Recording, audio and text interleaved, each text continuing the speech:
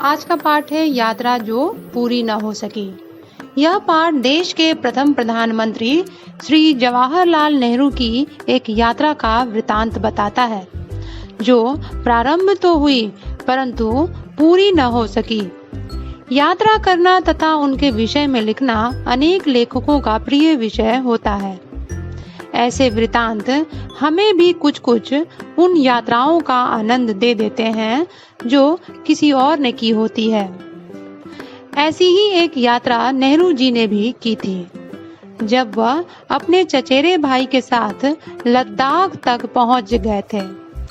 वहां से उन्होंने अमरनाथ की गुफा जाने की योजना बनाई।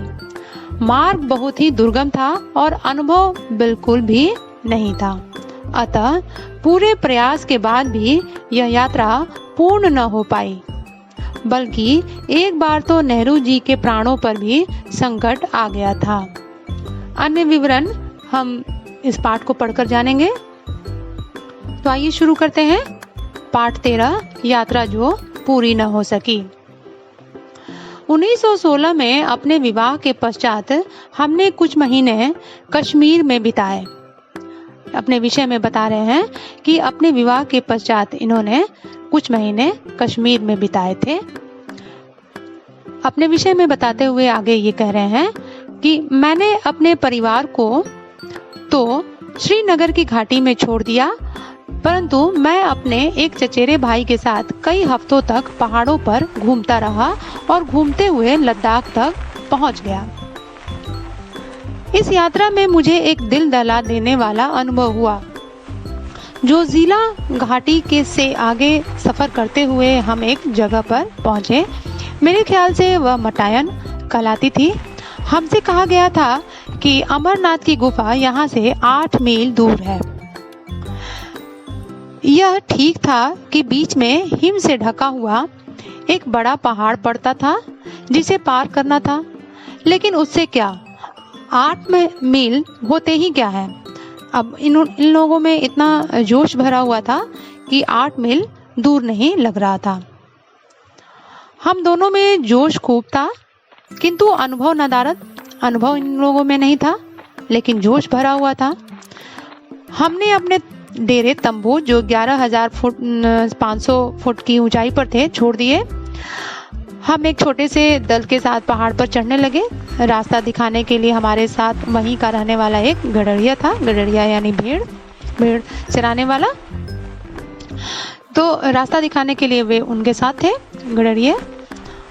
हम लोगों ने रस्सियों की सांकल सी बनाकर एक दूसरे को बांध दिया। अब रस्सियों का सिक्कड़ बनाकर वे एक दूसरे को अपने से बांध दिए ताकि कोई पीछे ना छूट जाए।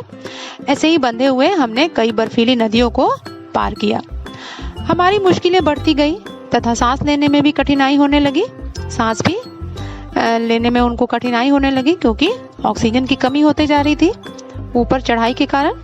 सामान उठाने वालों में से कुछ के मुंह से खून निकलने लगे। हालांकि उन पर बहुत बोझ नहीं था। ठंड की वजह से मुंह से खून भी निकलने लगा, लेकिन उनके पीठ पर ज्यादा बोझ नहीं था। इधर बर्फ पड़ने लगी और बर्फीली नदियां भयानक रूप से रपटीली हो गई। फिसलन के कारण जो थी नदियां भयानक भी हो गई, बर्फीली थी। बर्फीली नदियां भयानक रूप ले ली।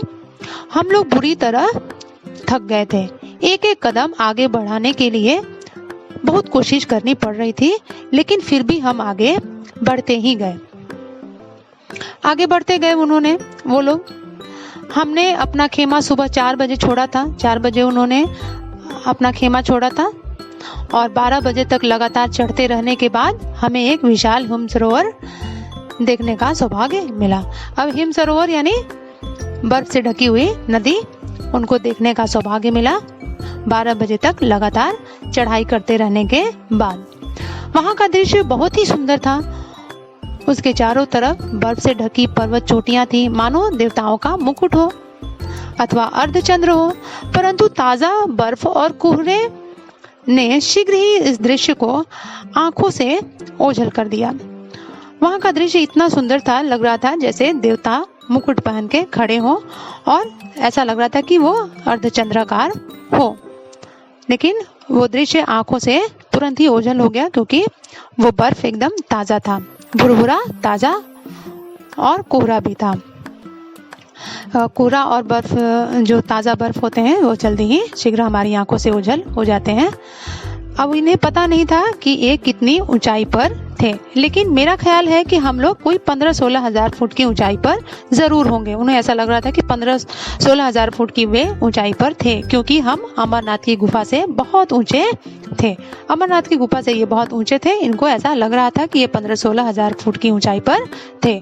हमें इस सरोवर को, जो कि लगभग आधा मील लंबा होगा, पार करके दूसरी तरफ नीचे गुफा की ओर जाना था। हम लोगों ने सोचा कि चढ़ाई खत्म होने से हमारी मुश्किलें भी खत्म हो गई। यही कारण था कि बहुत थके होने पर भी हम लोगों ने हंसते हुए यात्रा की यह मंजिल भी तय करनी शुरू कर दी। उन्हें अब लग रहा था कि बहुत मंजिल करीब है। इसमें बड़ा धोखा था, क्योंकि वहां दरारें बहुत सी थी और ताज़ा गिरने वाली बर्फ खतरनाक दरारों को ढक देती थी। अब दरारें जो थी ताज़ा बर्फ गिरने के कारण ढक जाती थी और ये धोखा का कारण बनती थी। इस नई बर्फ ने मेरा करीब करीब खात्मा ही कर दिया होता, क्योंकि एक जगह मैंने जो ही उसके ऊपर पैर रखा वह नीचे को खिसक गई और मैं धम से एक बड़ी सी दरार में जा गिरा। वो बड़ी सी दरार में जाके गिर गए और इनका पैर अंदर तक धंस गया। यह दरार बहुत बड़ी थी और कोई भी चीज उसमें बिल्कुल नीचे पहुंच सकती थी। इनका पैर जब नीचे लगा तो ये नीचे की तरफ एकदम चले गए और ऐसा लग रहा था कि कोई भी चीज यदि रहता तो वो सबसे नीचे पहुंच जाता। लेकिन मेरे हाथ से रस्सी नहीं छूटी। रस्सी जो था वो इनके हाथ से नहीं छूटा। मैं दरार की बाजू को पकड़े रहा और ऊपर खींच लिया गया। कैसे भी करके इनको ऊपर खींचा गया। इस घटना से हम लोगों के होश तो उड़ गए थे, फिर भी हम लोग आगे चलते गए। अब ये लोग फिर भी आगे चलते रहा लोग, लेकिन दरारों की तादाद और उनकी चौड़ाई आगे जाकर और भी बढ़ गई। पहले तो छोटी छोटी दरारें थी, फिर चौड़ाई भी आगे बढ़ने लगी और दरारें इतनी अधिक हो गई कि ये ऊपर चढ़ना उनके लिए खतरनाक होने लगा। इनमें से कुछ को पार करने के लिए कई साधन भी हमारे पास नहीं थे। अब पार करने के लिए साधन भी इनके पास बहुत नहीं थे। ये लोग तो बस ऐसे ही चलने के लिए चले गए थे। इसलिए अंत में हम लोग थके हारे हताश ही लौट आए। इस प्रकार अमरनाथ की गुफा अनदेखी रह गई। तो यह पाठ इस अवधारणा पर आधारित है कि किसी भी काम में सफलता प्राप्त करने या उसे पूर्ण करने के लिए सिर्फ ज्ञान या उत्साह पर्याप्त नहीं होता, बल्कि उसके लिए अनुभव भी अत्यंत आवश्यक होता है। अनुभव की कमी व्यक्ति की सफलता में कहीं न कहीं बाधक बनती है। आशा है ये पाठ आप लोगों को समझ में आई होगी। धन्यवाद।